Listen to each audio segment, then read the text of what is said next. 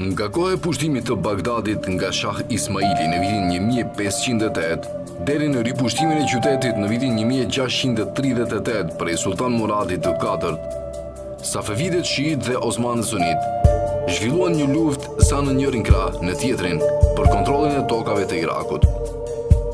Kjo përplasje pati një ndikim domethënës mbi rajonin e asaj kohe. Bagdadi dhe tokat e Irakut ishin nën kontrollin Safevid, kur Ismaili futi shiizmin si fetë të detyrueshme për nënshtetasit e tij. Brenda Irakut, tyrbet sunite u shkatruan, xhamit kryesor u kthyen në vend adhurimi shiite dhe u bën përpjekje për ta konvertuar me forcë popullatën. Sultanët Osman, të cilët e konsideronin veten mbrojtësit e Islamit sunit, nuk mund ta shpërfillnin imponimin e shiizmit në territorin që kishte qenë qendër e kalifatit Abbasid. As për arsye ekonomike, as nuk mund ta toleronin kontrollin Safevid të daljes për në gjirin persik.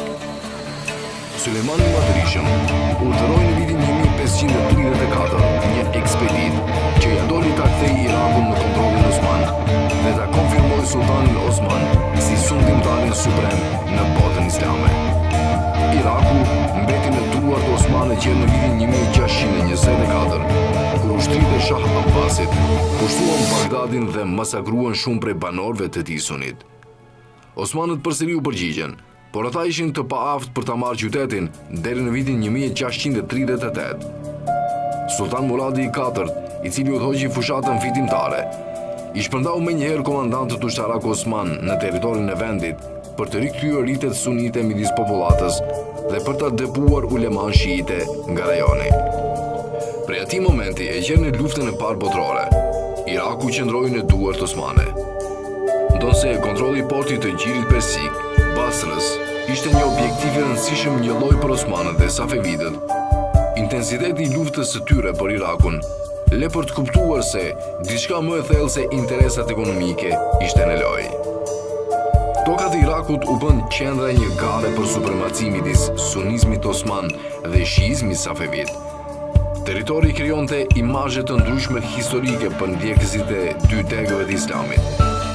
Bagdadi ishte për osmanët kryeqyteti Abbasid për 500 vite, shtëpia e themeluesve të Islamit universal, trashëgiminë e cilëve sultanët Kalif Osman kërkonin ta përjetësonin. Për Safevidët, Iraku ishte shtëpia e dy vendeve më të shenjta në shiizëm, Necefit, qendrës së teologjisë shiite, dhe Kerbelas, vendi të martirizimit të Imam Huseinit.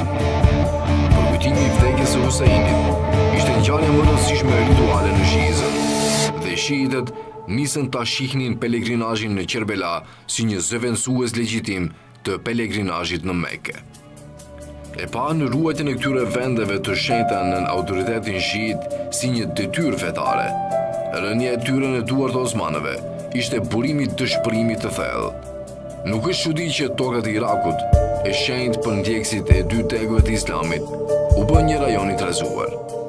Edhe pse mbeti arabisht folëse dhe nën kontrollin sunit osman, një shumicë e popullsisë së tij përqafoi shiizmin.